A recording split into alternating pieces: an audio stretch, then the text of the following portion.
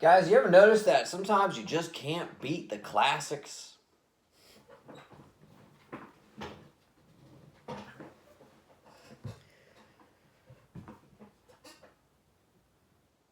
And when somebody asks, well, what are you talking about, Matt? What do you mean?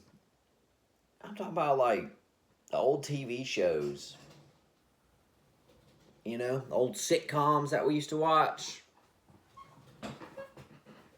How I Met Your Mother, Seinfeld, Friends, you know, those big ones. What was it? What was it about them? And why can't we seem to replicate that?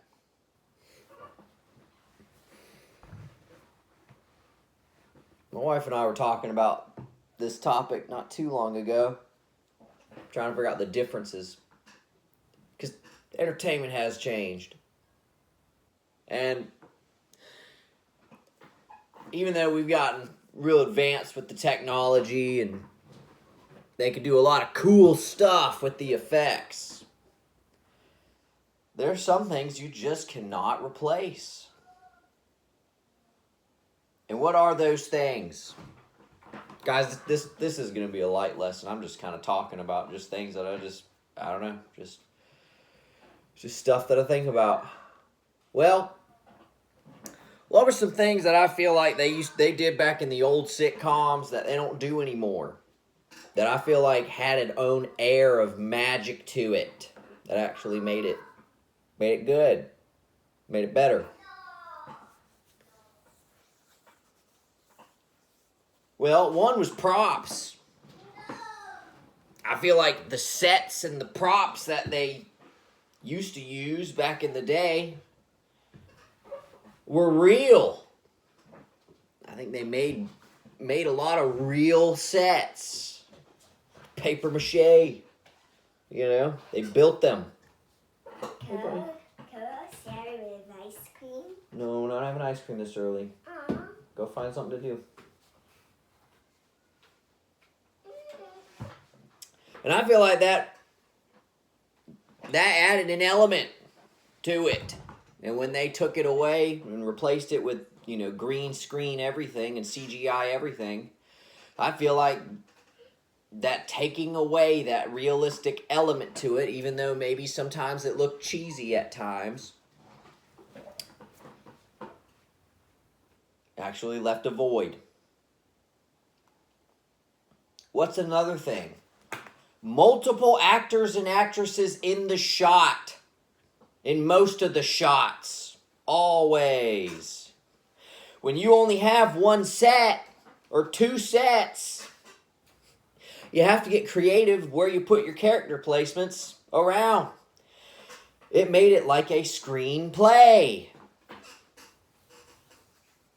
I feel like that's another element that we don't see much of anymore. Now you see a lot of close-up shots. You know, you see a lot of like close facial shots. You get a lot of facial reaction. But there was something about having multiple people in the shot at the same time that I feel like added another element to it. What's another thing? Longer seasons. That's a big one, especially for your TV shows. It seems like now, in the day of streaming, you get like, 7 or 8 episodes in a season if you're lucky. Now, the episodes seem to be longer, right? We're watching like 45-minute, hour-long episodes now. But I think there was something to having those seasons of 90-something plus episodes, long behind seasons. What did that do? Well, that laid the groundwork for you to build a foundation, to build a story, to do a lot of subtle changes, a lot of subtle clues, subtle hints, subtle nods and nudges to prepare somebody mentally for a plot twist later down the line. And now, with there only being like 9 episodes to a season, you really don't have that much time to do that. To play the subtle game, the subtlety. Because just my opinion, it just seems like a lot of those plot twists and stuff, they just seem rushed now. You get this, you feel that. I feel that sense of rushing with a lot of shows nowadays.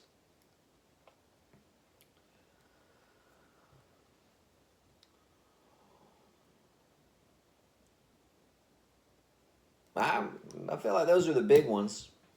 I mean, I also, writing, right? I don't know what they're doing for writing and all that nowadays, I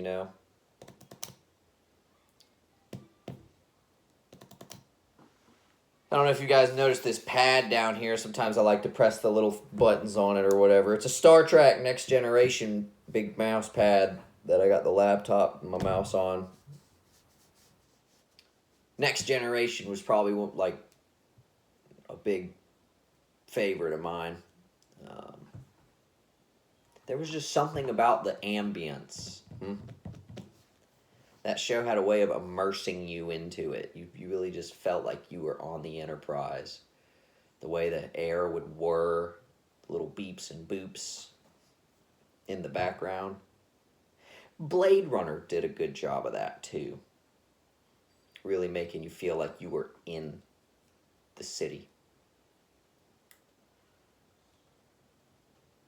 I feel like that's another series that could be a good show.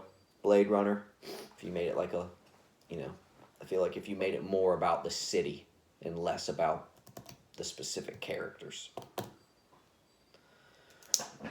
Anyway, y'all have a good one.